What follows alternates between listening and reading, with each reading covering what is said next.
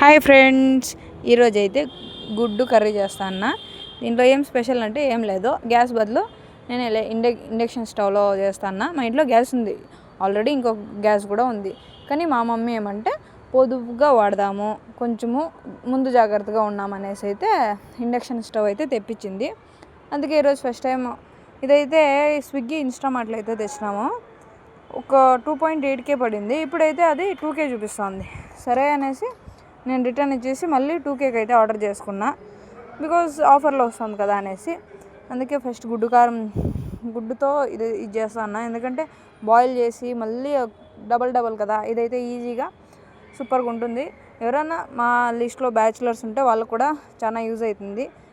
Induction stove తెచ్చుకోండి, ఇలా చేసుకుంటే సూపర్గా ఉంటుంది. నేను కూడా బాగుంది. నేనైతే రెండు గుడ్లు అయితే వేసుకొని తిన్నాను. మా అక్క కూడా సూపర్గా ఉంది అని చెప్పింది. Bye friends.